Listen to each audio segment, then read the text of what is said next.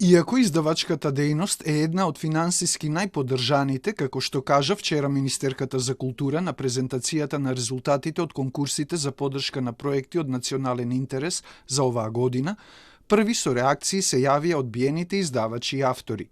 На издавачкиот центар 3 му се одбиени 6 книги, 2 авторски и 4 од преводната литература. Од таму бараат промена на критериумите за доделување средства. Не чуди, например, зашто еден превод на Драги Михайловски не е поддржан, поддржани се стотина други преводи. И навистина гледаме тука некаков дисбаланс. Дали се гледа да се задоволат поголемиот дел од пријавите, дали се гледа и на назад години што ние апелираме, треба да се гледа и големината на издавачот, колкото е присутен на пазарот, колку книжарници има, колку луѓе вработуваат. На Фејсбук реагираше музичкиот новинар и хроничар Тошо Филиповски. Тој е одбиен за објавите антологија на македонската рок поезија и монографија за македонските фанзини. Револтиран, Филиповски најави дека повеќе нема да истражува и објавува музички изданија.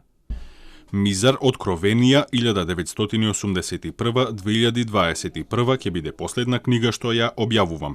Имав план за објава на 10-15 книги еднаш годишно, но некои идни генерации нека продолжат кај што застанав.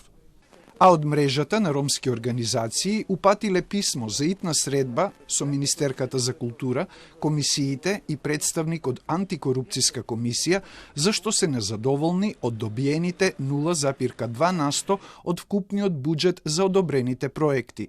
Тоа за нив представува културен геноцид. Ова не доликува. Прошта година со 50.000 евра на 15 милиони, ова година со поголем буџет од 17 милиони, ние добиваме само 30, помалку 30.000 евра. Сите апликанти кои што вкупно кажано колку се добиени. Од Министерството за култура велат дека издавачот 3 е одбиен зашто согласно мерилата и критериумите не освоил доволно бодови.